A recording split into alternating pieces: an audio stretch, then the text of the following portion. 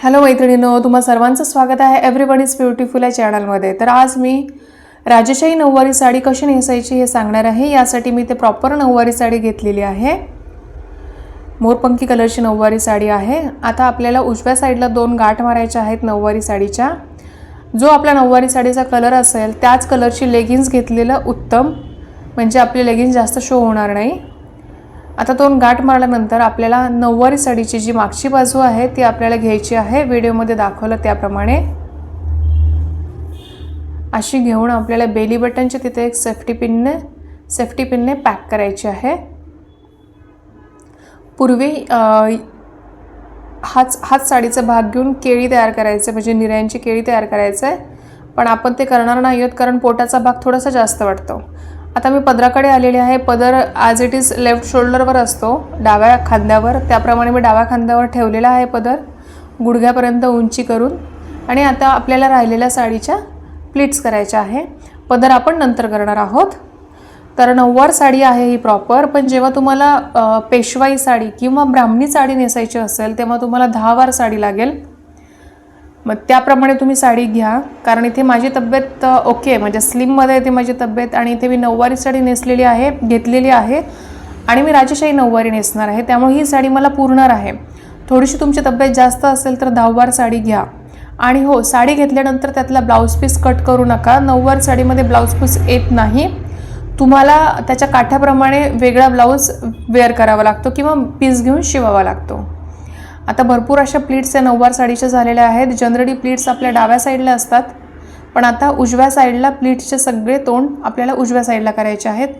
आणि जी प्लीट्स आपण मोकळ्या सोडलेल्या आहेत, पहिल्या प्लीट्स आपण मोकळ्या सोडलेल्या आहेत, ती प्लीट्स घेऊन किंवा ती साडी घेऊन आपल्याला सगळ्या प्लीट्सला व्हिडिओमध्ये दाखवल्याप्रमाणे रोल करायचा आहे, थोडासा टाईटमध्ये, आणि रोल करून घेऊन आपल्याला सगळ्या प्लीट्स आतमध्ये टक करायच्या आहेत। यासाठी आपल्याला पहिली गाठ व्यवस्थित मारायची आहे टाईटमध्ये।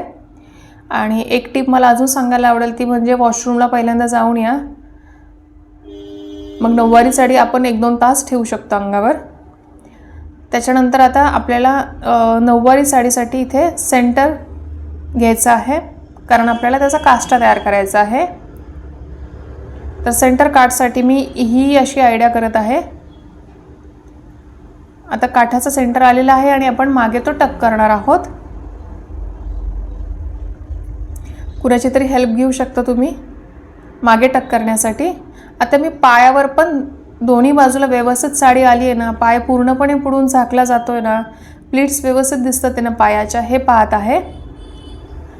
आणि पाय पुढे घेऊन पाहत आहे, कारण वॉक करताना किंवा चालताना पण साडी आपल्या पायघोळ येऊ नये। आता मागचा काठ आहे तो मी सरळ केलेला आहे, जो उलटा येतो आपल्या हातात, पण त्याला सरळ करायचा आहे।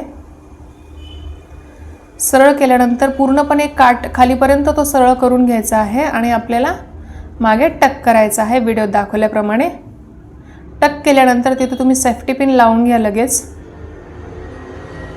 खालीपर्यंत आपल्याला काठ तो व्यवस्थित आणि सरळ करायचा आहे। इथे मी स्वतःच करते, पण तुम्ही कुणाची तरी हेल्प नक्की घेऊ शकता।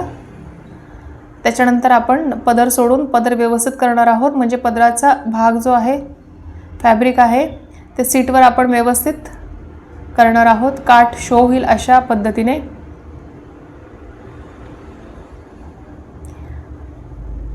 तर आता पुढून आपली नऊवार दिसते, ही राजेशाही नऊवारी पद्धत आहे। मी तुम्हाला इथे जिजाऊ लुक दाखवण्याचा प्रयत्न करते। तर आता आपण पदर करत आहोत। पदर ट्रेडिशनल नऊवारीमध्ये झिगझॅग असतो, जसा आपण सहावारी साडीचा घेतो तसा नसतो। त्याचा खालचा काठ आहे तो गुडघ्यावरून आला पाहिजे, यासाठी पदर हा मागे झिगझॅग जातो। आणि पदर करण्याची पद्धत तुम्ही व्यवस्थित पहा।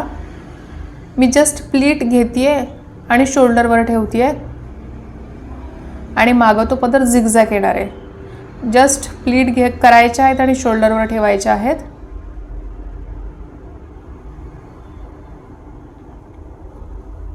आणि पदर हा काठ हा गुडघ्याच्या तिथून आला पाहिजे, आपला राईट जो गुडघा आहे तिथूनच तो काठ आला पाहिजे खालचा, हे लक्षात ठेवा।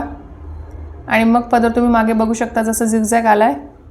आणि पदर हा शोल्डरवर असतो, ज्याची पदराची लांब बाजू आहे ती शोल्डरवर ठेवतात ट्रेडिशनल पद्धतीमध्ये। आता मागे लेगिन्स दिसते मला, तर ती लेगिन्स दिसू नये म्हणून हा काठ घ्यायचा आहे जो मी हाताने घेतला आहे तो, आणि मागे सेफ्टी पिनने पॅक करायचं आहे दोन्ही पायावरचे. तर मी इथे हेल्प घेऊन मी पॅक केलेला आहे मागचा काठ. आता आपला झाला आहे फायनल लुक. मी फायनल लुक दाखवते. पदराची जी लांब बाजू होती ती मी शोल्डरवर घेतलेली आहे आणि तुम्ही इथे फायनल लुक पाहू शकता. आणि याच्यानंतर मी तुम्हाला पूर्ण ज्वेलरी वेअर केलेला लुक पण दाखवणार आहे. संडेला 11 वाजता माझे व्हिडिओ होतात, तर या संडेला मी हा व्हिडिओ पोस्ट केला आणि पुढच्या संडेला मी मेकअप आणि हेअरस्टाईलचा व्हिडिओ पोस्ट करणार आहे. तर नक्की सबस्क्राईब करा आणि लाईक करा आवडला असेल व्हिडिओ तर, आणि पुढचा व्हिडिओ पाहायला पण विसरू नका. पुढच्या व्हिडिओमध्ये मी हा जो मेकअप केलेला आहे, ज्वेलरी वेअर केलेली आहे ते दाखवणार आहे, प्लस हेअरस्टाईल पण दाखवणार आहे पुढच्या पार्टमध्ये.